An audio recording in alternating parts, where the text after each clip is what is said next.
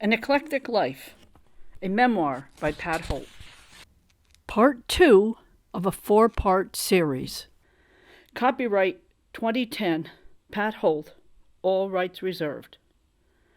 Cover design, copyright 2010, Karen Pummel-Neal, all rights reserved. I have changed the names of some of the people in the following pages to protect their privacy. Others may have different versions of events. This book contains my memories, the way I experienced them.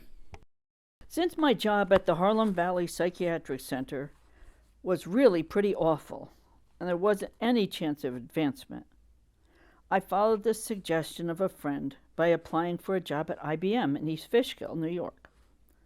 About 6 weeks after I applied at IBM, I received the letter telling me that I was offered a position. I accepted it and started work March 1978. I started in the T1 pilot line, which was a microchip development facility. I worked mostly second shift while I worked there. Later in 1978, I was transferred to the FET, Field Effect Transistor line, a chip production area, but the processes were not still in development as they had been in the T1 pilot line. Since even a tiny bit of dust or hair could ruin the tiny circuits on the microchips, the area I was working in was a clean area. We had to wear white jumpsuits with hoods that covered our hair and booties to cover our shoes. The microchips were made by printing blocks of circuits on large wafers made of silicon. The wafers were about 4 inches in diameter and would be cut into many little squares that would become the microchips for computers after they were completed. Some of the processes used very harsh chemicals like sulfuric and hydrofluoric acid to etch out the circuit lines. The chemicals came in gallon bottles and had to be poured into vats so that the silicon wafers could be submerged into them for specific amounts of time. I used to come to work 2 hours early each day to pour the chemicals and to earn extra money. Because these chemicals were so caustic, when I worked with them, I had to wear special heavy rubber gloves and a large apron and a plastic face shield hooked to a helmet. During the time I worked T1 and master slice areas, I became proficient in the operations of many machines that were used in processes and also in testing. The reasons these were called master slice areas is because they were the foundation processes that were used to make chips at the time. As part of my job, I sometimes ran a big machine called the Psylocks Machine.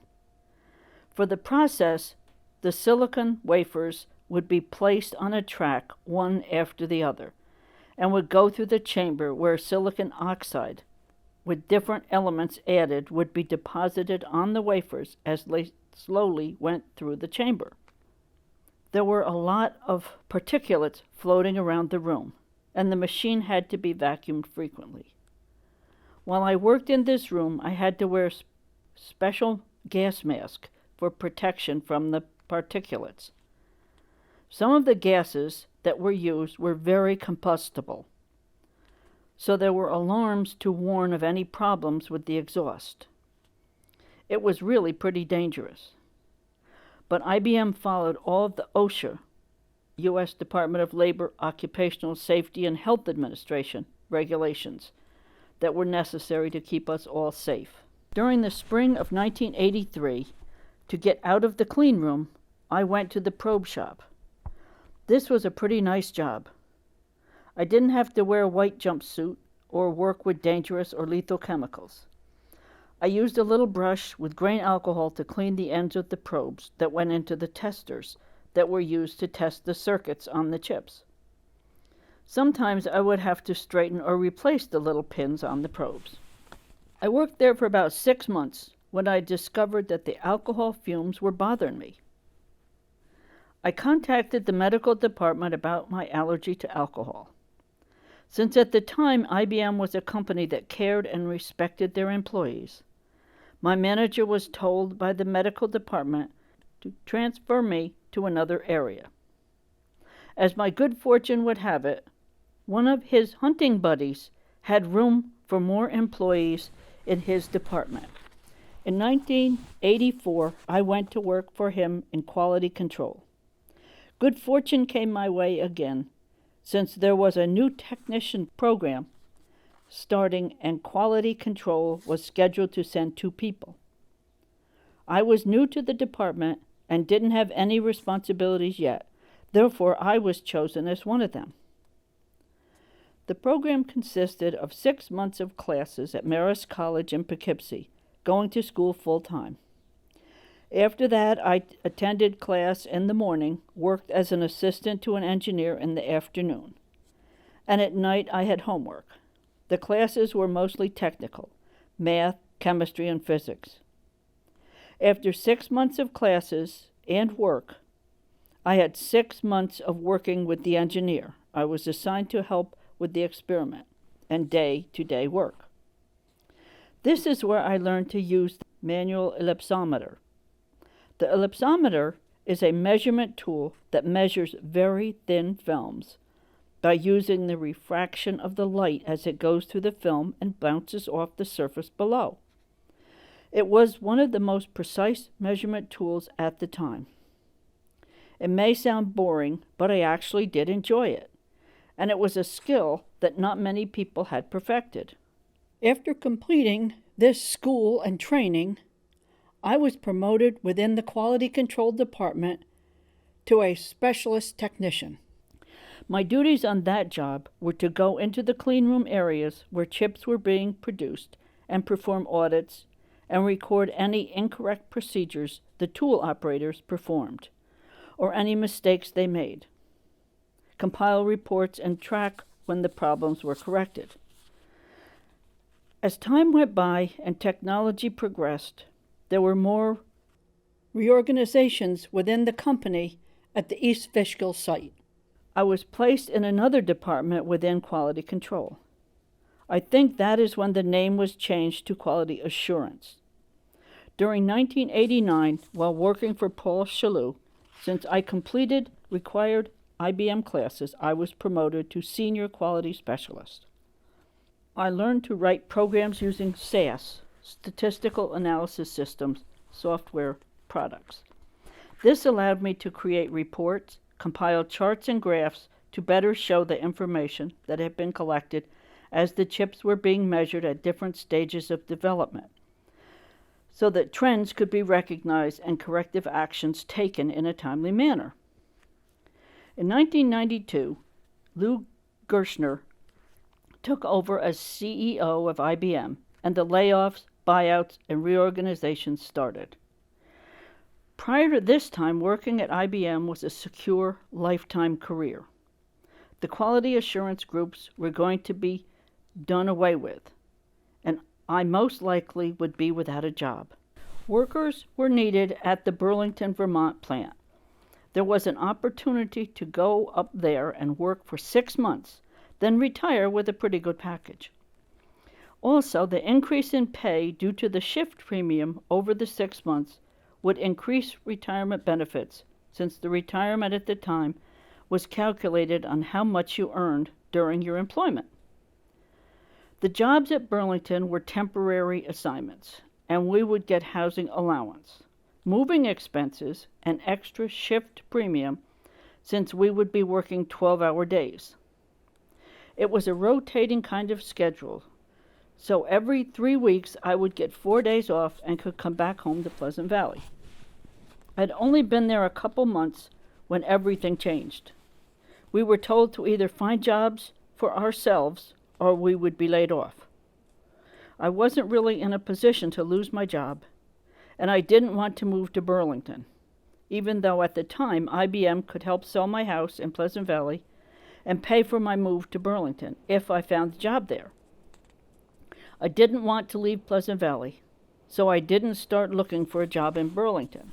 Before my job was over in Burlington, I was contacted by an engineer who I used to work with in East Fishkill, asking if I was interested working as his technician. The Siemens Corporation of Germany had signed a contract with IBM and insisted that IBM provide a quality engineer and technician. Because I was familiar with the processes and systems, he wondered if I would be interested in the job. The job was open to anyone within IBM. I applied, was interviewed, and got the job because of my experience. This extended my IBM career several more years. I enjoyed working with the Siemens management and learned a lot of organizational skills from them. It was during this time in 1997 that I was promoted from technical laboratory specialist to senior laboratory specialist. While I reported to a Siemens manager, I also reported to IBM managers. They gave me raises according to the feedback they got from my Siemens manager, and I continued this phase of my employment until 2000. More reorganizations and layoffs happened in 2000. I was transferred within IBM to another job still in East Fishkill in the Analytical Services Operations Department, keeping track of misprocessed, broken, or lost silicon wafers. As part of this job, I was in charge of something we referred to as scrap court. When there was a loss of 5 or more silicon wafers for any reason, I would investigate and assign blame. Sometimes it was a tool malfunction. Engineer in charge of the tool would present the cause and corrective action. If it was a manufacturing employee, his manager would have to go to the meeting. The person who was assigned the blame had to go to a meeting of upper management and explain what went wrong and what he or she would do so that it would never happen again. I then had to keep track that the actions really worked. I was also responsible for tracking process yields. I created and maintained a data system that was used to accomplish this. June 4th, 2002 was the day for layoff notifications to be made. I was selected for permanent layoff. Each person was called to his manager's office and told he still had a job or informed he was selected for permanent layoff and would be given a package. The package that I received was 6 months' pay, opportunity to take classes, and use computers to search for jobs at a special placement and training office that was set up for us. $2,500 reimbursement for any school I chose, and retirement income when I reached 62 years of age. That part wasn't bad for me since I was 62 already. I was given time off with pay, and during that time, I could look for a job within IBM. On July 9th, 2002, I would come back and sign my papers, get my check and go on vacation, then back home and to school. I used the school time to learn more about photography and to also give myself some structure in my life, since it is quite an adjustment to all of a sudden not have a job after over 40 years of having one, or many, as in my case. I am grateful for everything I learned at IBM. I am most grateful that I worked at IBM during a time when they provided retirement income and health insurance to retirees. It has provided me with a happy and fun retirement. Pat's coffee break. The year was 1993, and it was becoming apparent that my regular job at IBM was not as stable as I had always thought it would be. There had been a very real threat of my being laid off, and I decided that I would need a backup job. I liked coffee, so it seemed to me a good idea to open a coffee shop. The name would be Pat's Coffee Break. I found a local coffee roaster and started learning about and purchasing coffee. A friend who was a graphic artist helped me create a logo. I had clear labels printed with black writing and ordered white coffee bags to put labels on in 2 sizes, one for half pounds, the other for whole pounds. I started looking for a place to sell my coffee. I was friends with the man who was renting the store where my mother had been born. It had been my grandfather's store at the time. It was on the main street right in the middle of Pleasant Valley. He gave me space on a couple of shelves to display my bags of coffee, and he got a percentage of every bag that I sold. This seemed to me to be a good omen. I was following in my grandfather's footsteps. I was sure I would be successful and build these 2 shelves into a prospering coffee shop. I just needed to find more space. The few bags of coffee I sold from that store didn't get me much profit, and the store wasn't doing much business either, so the man who ran it retired. I decided if I was going to follow in my grandfather's footsteps, I would have to do it someplace else. During this time, I didn't have a washing machine, so every week I went to the local laundromat. One day I brought my coffee pot in and gave samples of my coffee to some of my friends who were there doing their laundry. I marked this as the official start of my business. So it was soon after that I officially registered Pat's Coffee Break as a business name with the Dutchess County Clerk's Office. I met with the SCORE volunteers. SCORE is Counselors of America's Small Business, to discuss a plan for my business. They directed me to Marist College, where writing my business plan became a project for a group of business students. The students actually wrote the business plan for me using my input. While we were working on the business plan, I looked into a very nice location in Millbrook, New York, which had a dance studio attached. Since Millbrook was an affluent community, it seemed to be a prime location.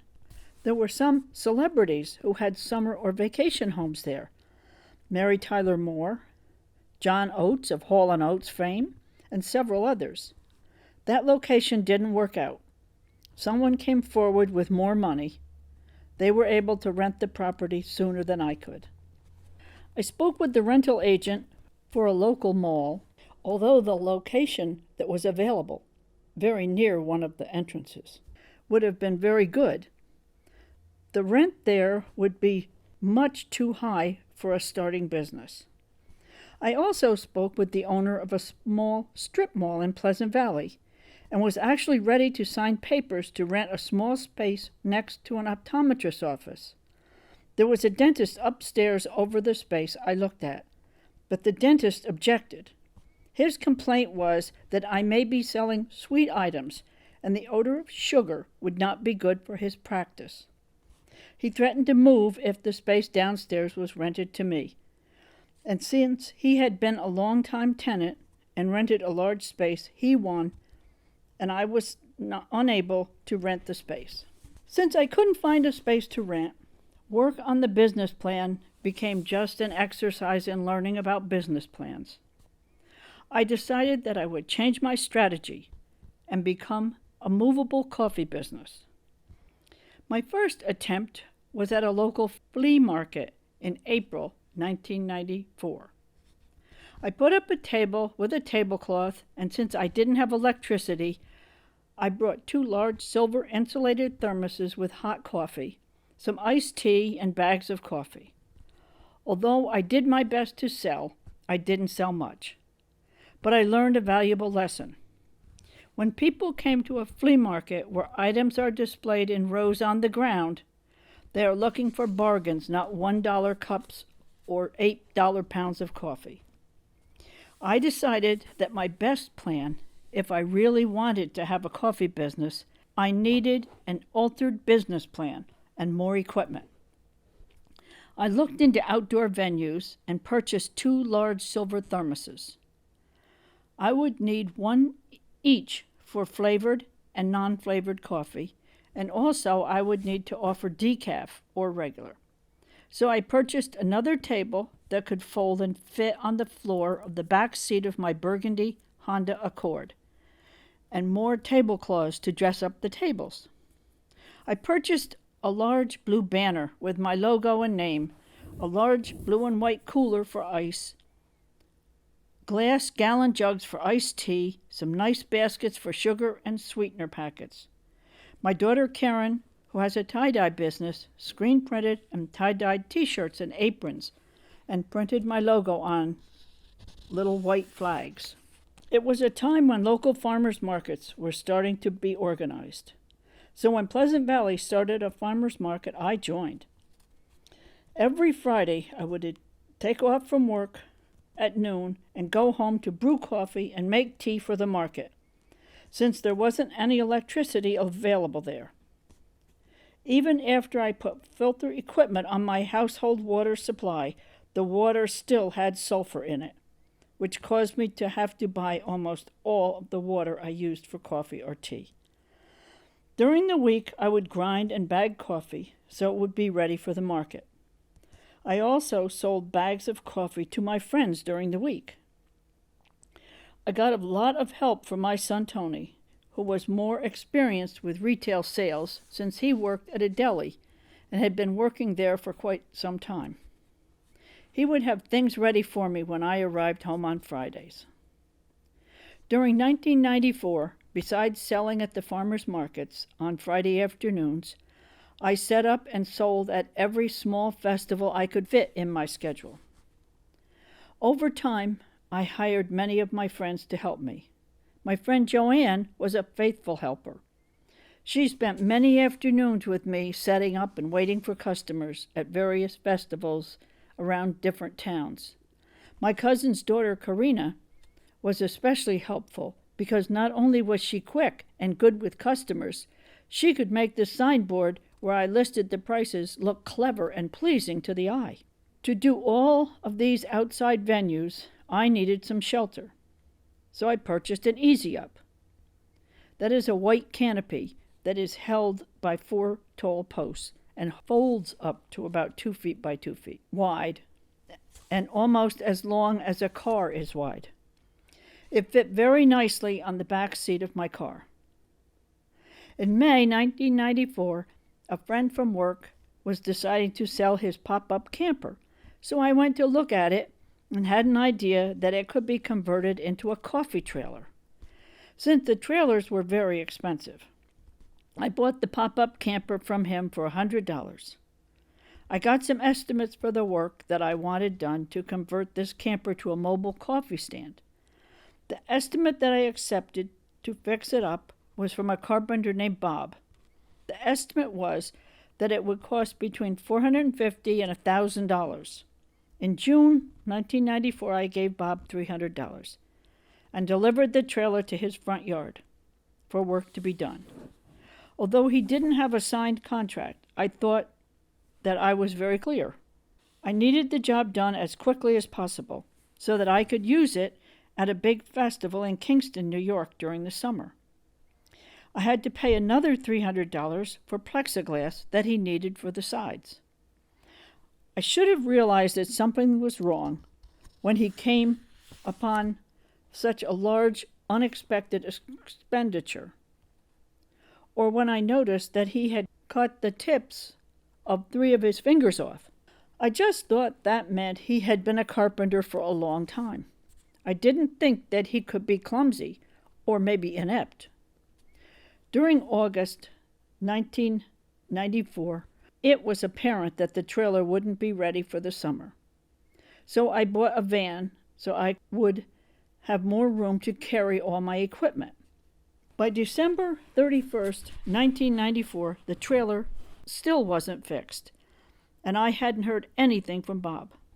I went with a couple of friends and picked up the trailer at Bob's house because the license plate on the trailer was going to expire and I wouldn't be able to pull it on the road. Also, I wanted my trailer back. In January 1995, I got my first official bill from Bob. It was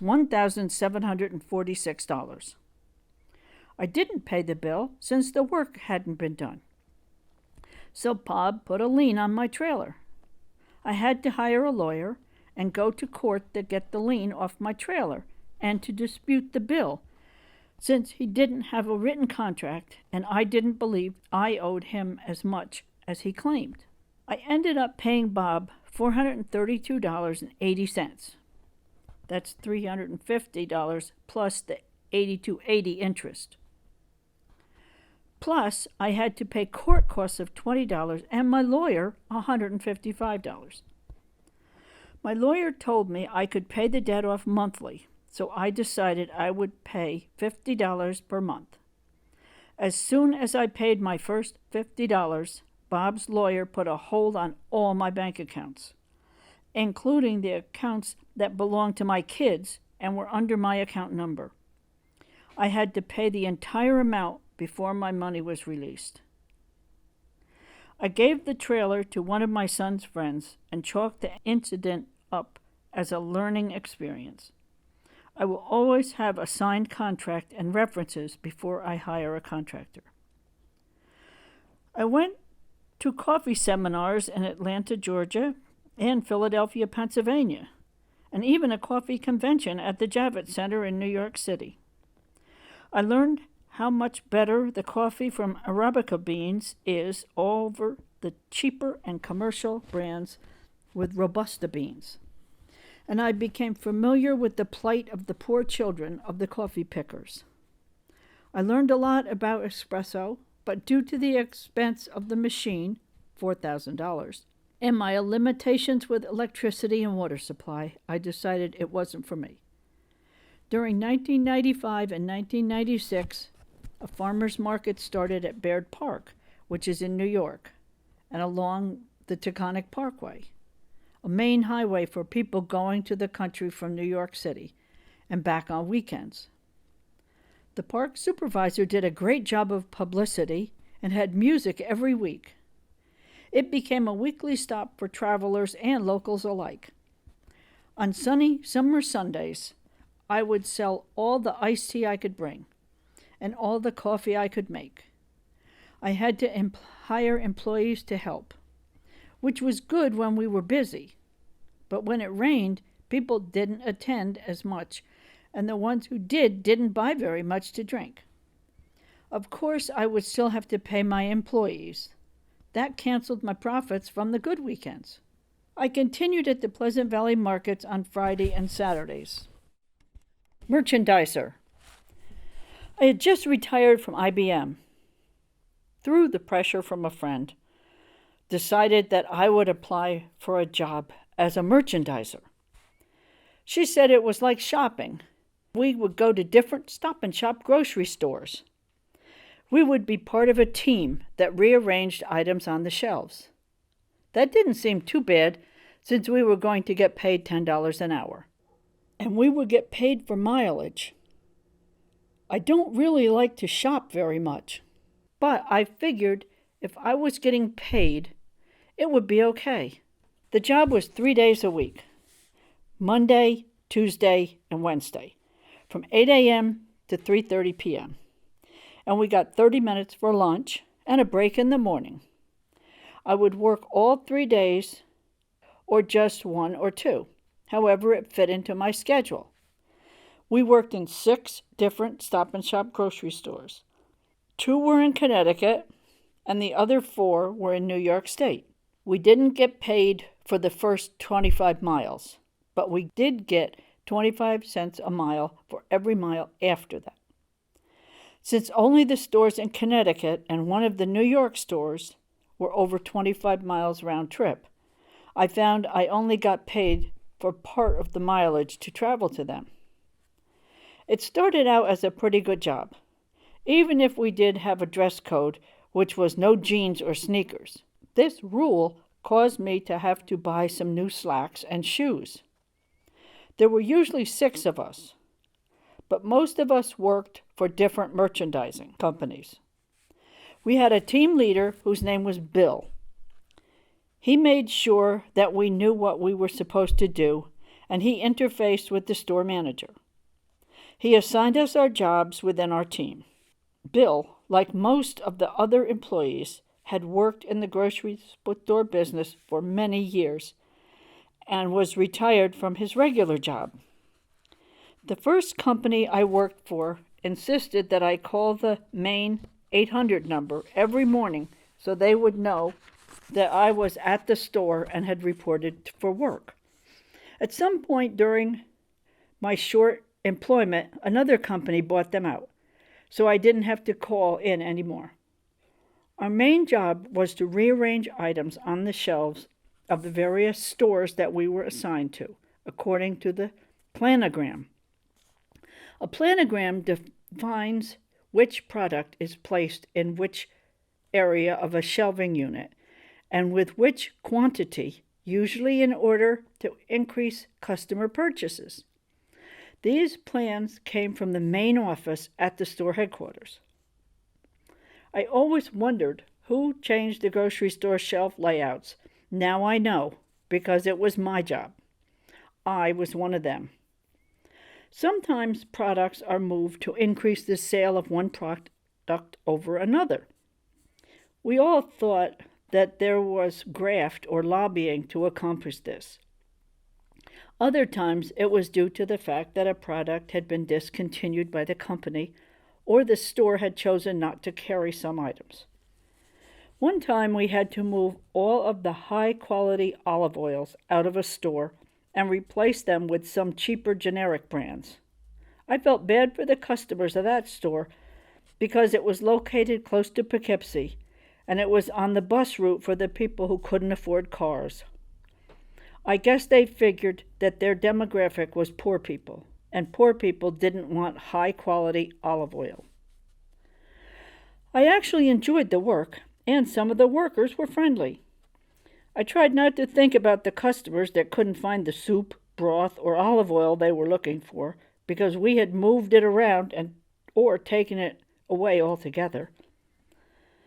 Always when we moved the products, we culled out of date items and dusted the shelves, which was a nice bonus for the shoppers. I did so well that I was promoted, or I guess that's what it was. I was assigned to go with one of the other women and learn about cutting in new products. This worked out well when she was with me, but as time went by, I was expected to do this job by myself. Bill and everyone else on the team seemed to be familiar with the layout of the stores. I, like most of the shoppers, was pretty much lost as I wandered around the store looking for the items I was supposed to find. To my teammates, it seemed to be so simple, but to me, it was like an ever-changing maze with no rhyme or reason to where things were placed. To cut in new products, I would get several sheets of paper with various new products listed, like a new scent of dish detergent. Then I would have to find that product and see if the new item was already on the shelf. If it was not already on the shelf, I would have to make a space for it and mark it so a tag could be made. If it was there, I indicated that on the sheet of paper and went on to the next item. Of course, along with these new items, there were the discontinued items, the ones that had become a favorite. For some unknown reason, that product was no longer available. When I came across these items, we would remove them from the shelf, remove the tag, and write it on our paper. These items would be taken to the storeroom. Then, near the end of the day, our team leader would give me new shelf tags, and I would have to go around finding all the places that they belonged and put them on the shelves. This was way too much like shopping, and I didn't like it at all. I kept working on and off for 2 years. As my busy life kept getting in the way of my working, I worked less and less until I quit altogether. I stopped having time to work.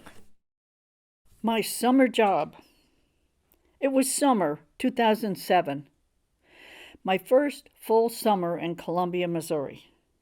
I was thinking about the fact that I really needed more money. I guess I'll look for a job in the Columbia Tribune, I thought.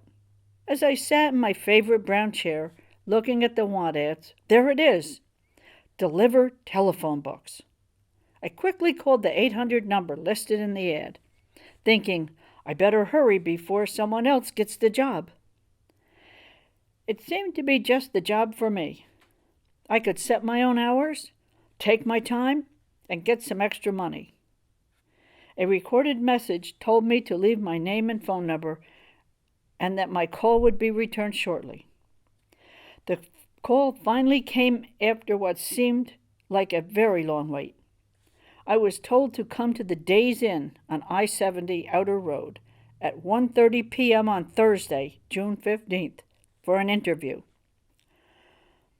When I arrived at the Days Inn and drove around to the back where the room I was told to go was located for what I expected to be an interview, I couldn't help but notice there were several people already waiting and a bustle of activity. It all seemed quite curious to me as I took my place at the end of the short line of potential employees. When it came to my turn, I was given papers to fill out about my name, age, and social security number. The young girl accepting the paperwork said to me, I will need to make a copy of your driver's license and your auto insurance card. The driver's license wasn't a problem, but I couldn't find my insurance card. She didn't believe I had insurance, or else she just needed a copy of the card to complete her paperwork. No problem for me. The soon-to-be employee of the telephone book distribution company. My insurance agent was less than a mile from where we were, so I could go over there and pick up a copy of my insurance card. I drove the 5 blocks to my insurance agent's office and was quickly given a copy of my insurance card. After I returned with my proof of insurance, so a copy could be made, I was hired immediately and was offered a choice of several routes, some inside the city limits and some outside in rural towns. I could choose the route I wanted.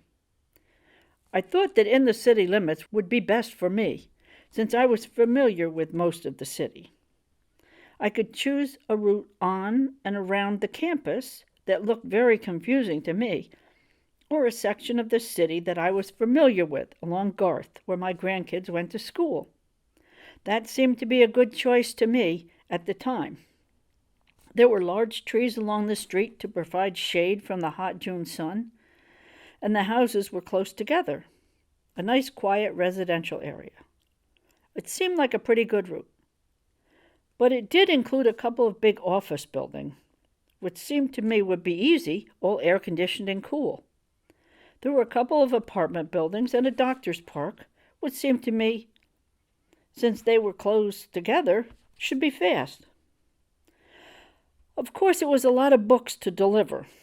667 big books and 536 small books, and at least 600 plastic bags for when the customers needed one big and one small book.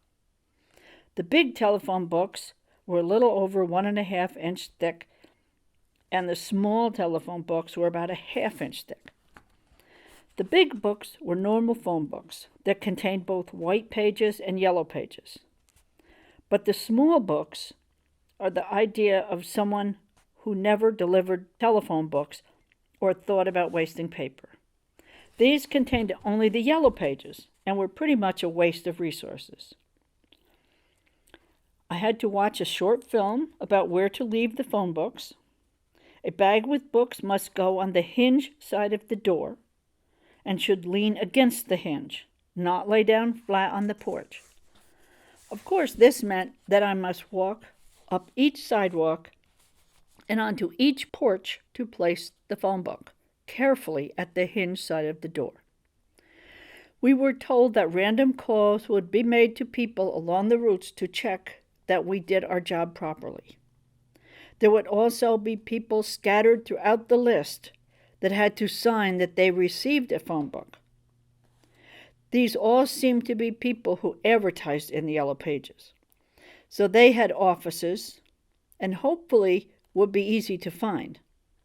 The list also contained codes for who should get the standard 2-book package of one big and one small book, and who should get 2 big books and 1 small book. It seems that if you have 2 telephones, you get a big phone book for each phone. I was almost ready for phase 2, getting the phone books home so I could bag them and start my delivery, which I found was supposed to be completed by Monday afternoon. I was given approximately 600 plastic bags and sent to get in line to have my car loaded with telephone books. The day was pretty hot, and there wasn't much shade at the Days Inn parking lot. As I waited my turn, I spent the time chatting with a couple of people that were ahead of me. Finally, it was my turn. I backed up to the trailer and gave my paperwork to one of the men. He told the workers what I needed and then loaded 240 big books and 240 small books into my car. As I was driving home, I noticed that it was almost 4 o'clock on Friday afternoon, and I had over 400 more big books and almost 200 small books left to get home. I began to think about the reality of what I had signed up to do and grew a little nervous.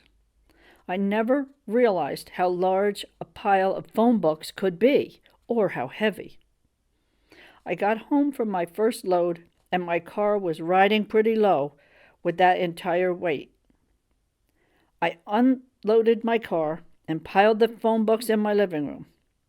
I couldn't go back to get more books Friday night since the workers had stopped for the night. I called my daughter Karen and explained my dilemma.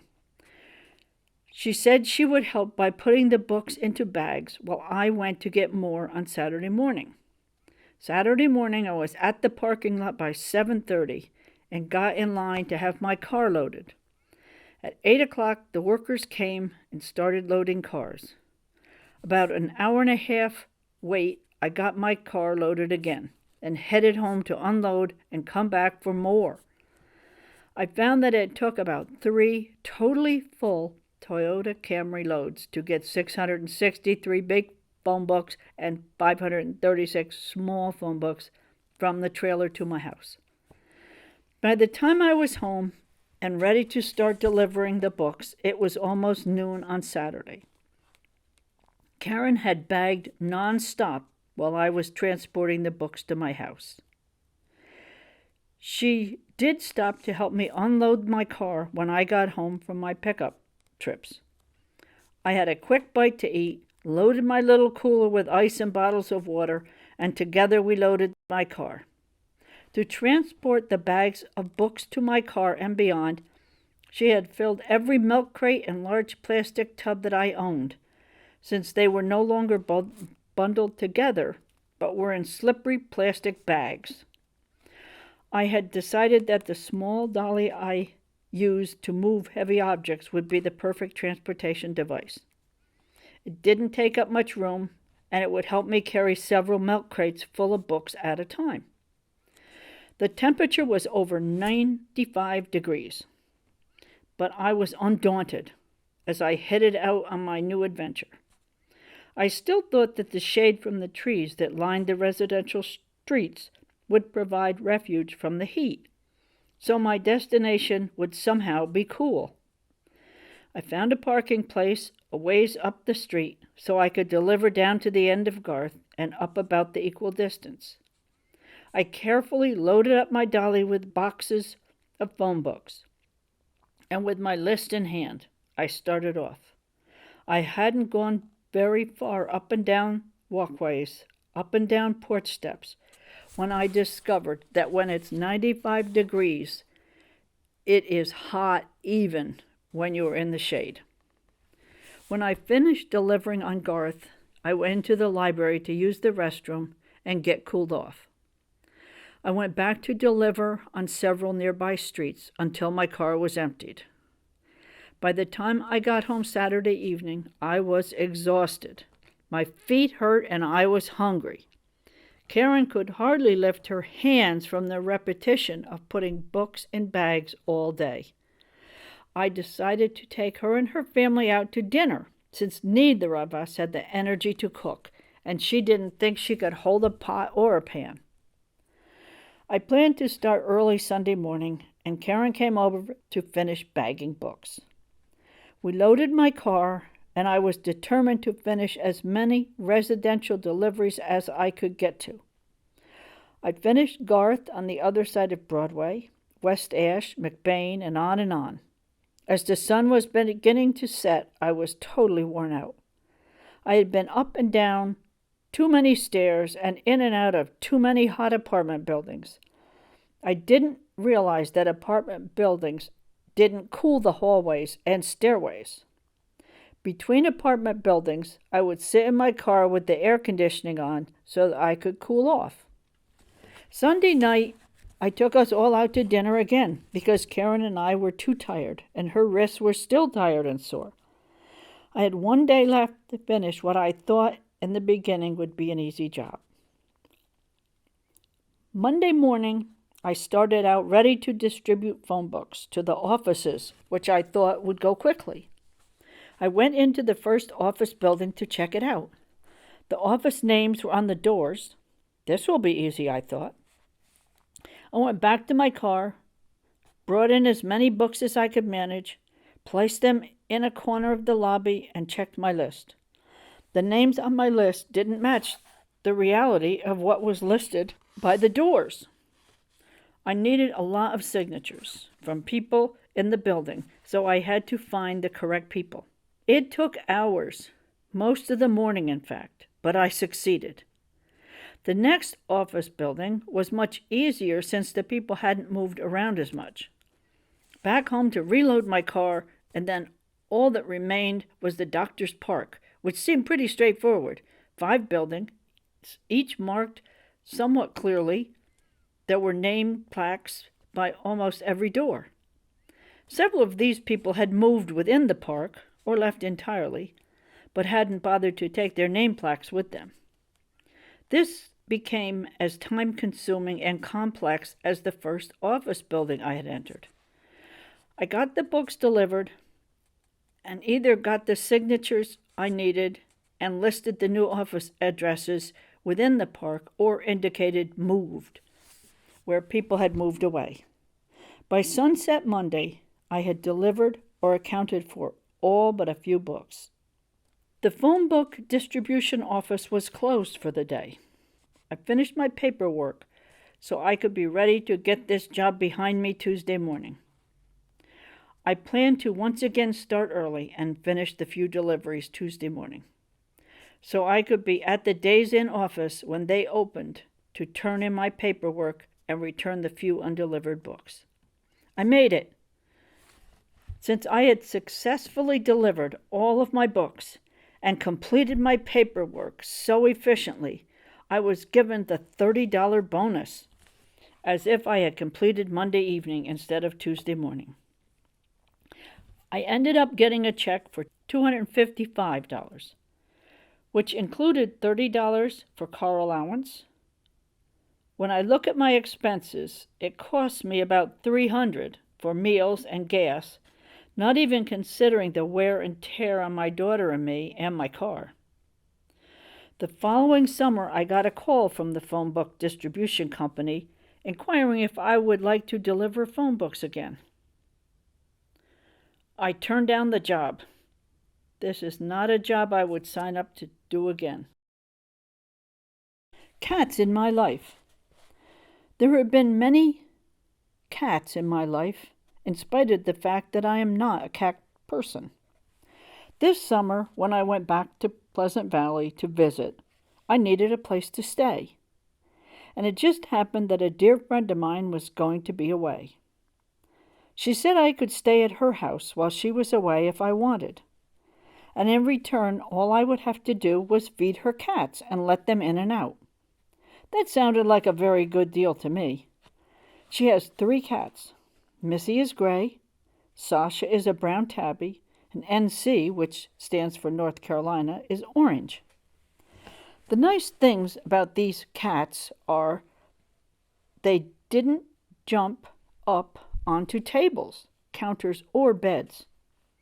They also didn't use the litter box. By that I mean they always went to the bathroom outside. They spent almost half the time outside and half inside. This is how our day went. In the morning, whoever was inside the house happily ate the dry and canned food I provided, drank the fresh water, and sometimes I would add a little treat or two. After breakfast, they might lie around a little while, but usually at least one would go to the front door, always the front door. After I let him out and sat back down to my own breakfast, another would want to come in or go out. The way they let me know they wanted to go out was to pull on a loose weather stripping at the bottom of the door with a paw and cause it to snap loudly. When they wanted me to let them in, they would sit on the air conditioner outside the window nearest the front door and pick at the screen. When Sasha was in the house, she would usually curl up, cat fashion, in a nice high-backed chair in a corner of the dining room. Or when I was on the couch, she moved to a cushion in the center of the couch. When I moved the cushion to the side so that I could have more room, she would not sleep on the cushion, but still in the center of the couch. NC had her own chair in the living room. Missy mostly slept on the screened-in back porch. It was very normal in the middle of the night to wake up to a bang-bang of the door so that I would know to let a cat out. I would get back in bed. As I settled myself, the plunk-plunk of the screen would signify it was time someone wanted to come in. When I would open the door to let in one of them, it sometimes crossed my mind, I hope some strange animal doesn't follow them in. Sometimes raccoons do enter houses at night if there is food and they get the chance. Fortunately, during the night, that never happened. It was only the friendly house cats that came in when I opened the door. During the last morning of my stay, while I was frying bacon for my breakfast, a cat that I thought was Sasha looked in the kitchen window. This was very strange, since she had always come and gone through the front door. I imagined she had smelled the bacon frying and was looking in to see what was going on. As I let her in the kitchen door, I told her it was strange for her to come in that door, but I bet it smelled good in here. She no more got into the kitchen than she sprung up onto the stovetop. Luckily for all of us, it wasn't a gas stove with a flame. It was the kind of electric stove that has a flat surface with the cooking coils embedded in it. As she hit the stove top, the pan slid and so did she. I grabbed the pan and quickly pushed her to the floor. My first thought was, this isn't Sasha. To escape the kitchen, she ran toward the living room, with me right behind her. When I cornered her at the door, she hissed at me. I opened the door and whisked her out. I will never know if it was Sasha, overcome by the enticing smell of bacon frying, or some strange neighborhood cat that I let in by mistake. Whichever it was, I got her out before any damage was done, and I saved my bacon. Back home in Columbia, when my friend Sue goes on vacation with her husband, I go look after and feed their cats while they're away. I did this last year, and it's not much bother. She lives less than a mile away, and I can fit it into my schedule whenever I want. Last year, they had a cat door available so that sisters Kate, Molly, Tina, and big brother Tigger, too, could come in, get food, and hang out in the house when they wanted. Kate is all orange, Molly is orange and white, Tina is beige and white, and Tigger, too, is black and white.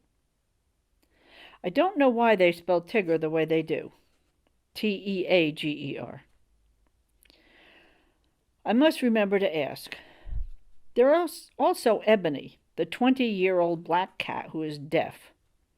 She has her own room, but she can't go in and out like the others because of her deafness. Normally, She does go up and down stairs and spend time where the family is. But when everyone is gone, she has a special room all to herself. When Sue and her husband left for their 1-week vacation last year, I mentioned that leaving the cat door available in an empty house was a dangerous thing because some strange animal might come in. They said they have done it before without a problem. I just needed to come over once a day and see that the cats had food and water, and the litter was clean. For Ebony, it was a little more, since she also needed wet food warmed a little, and the area around her litter box needed to be cleaned, since she didn't always get all the way into it, and sometimes peed on the tray outside the box. Everything went smoothly for the first 6 days. But on the 7th day, when I went upstairs with Ebony's food, I noticed that her door was open. I wondered if I had left it open by mistake. She didn't wander off, so no harm was done. I would just be more sure to close it. When I went to check the food for the other cats, it seemed they had eaten more than normal. I guessed being without their human family made them hungrier. The next day, when Sue and her husband got home, they found that a raccoon had gotten in the cat door and made a very big mess. I'm glad it waited until my duties were finished to invade the home. This year, once again, I am on cat care duty for Sue. But this year, there is no cat door, so no fear of hungry wild animals. Also, 2 of us share the load, each having the responsibility for 4 days. Ebony's food doesn't have to be heated, but each day there is a pad so a little report can be made of Ebony's bowel and urinary output, and also who comes in and who goes out, or who we didn't see. The cat care went smoothly without any emergencies. As I look back, I did have a cat of my own for a while. There were some feral cats living in my backyard that I used to trap and take to the SPCA to get fixed. When I missed one, there was a litter of kittens. One of them, she was gray and white with little splotch of orange on her face, was limping, so I took her to the local veterinarian. After an X-ray, he said she had broken the little ball on her hip that fits into the socket. I could choose to ignore it and let her limp for the rest of her life, because it would probably heal by itself, or for $350 he would operate. When I took her home, she would have to stay in her cat cage and slowly be allowed out for longer periods of time until she was completely mobile. I chose the option of the $350 fix. Once I did that, I named her Pumpkin, and she had to become a house cat because she was too valuable to be allowed outside where she might be hit by a car on the busy road that ran in front of our house. When I sold my house, my son found a good home for her. Now I am living in Colombia and still don't want the responsibility of a cat of my own. But when friends need cat care, I will be available. The price of ice cream. As I was at the grocery store selecting which half-gallon of ice cream I would buy, a friendly voice said, "Hi." It was my daughter's neighbor, Susan. As we started talking, she let me in on the fact that I was looking at a container which was a name brand with no unpronounceable additives, wasn't really a half-gallon anymore, but was now 1.5 gallons. The store brand was 1.75 gallons, a little better deal. I was shocked. This made me think of the ice cream cones we used to get when I was young in Pleasant Valley. There was a store that sold huge ice cream cones. It looked like almost a pint of ice cream on one cone. The cost was 7 cents. My cousins Ronnie and Babs and I would walk down to the store which was about a quarter mile from their house. We didn't wear shoes, even though the sidewalks were hot on our bare feet. We would get our ice cream cones, and then we would race to see who could eat theirs quickest on the way home. I never won. My father had a cousin, Ray, who owned a gas station several miles away with a little store attached. The only time I ever remember going to visit him, I wanted an ice cream cone, and my father had to pay for it.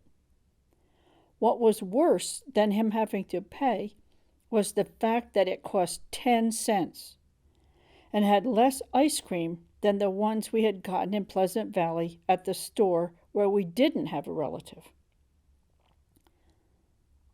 Last night, as I was fixing myself a dish of ice cream, I noticed how small my ice cream scoop was. I guess that will make my expensive ice cream last longer, I thought, trying to put a positive spin on my new obsession with the rising cost of ice cream. Today I paid $1.40 for a small one-scoop ice cream cone. I wonder how expensive ice cream can become.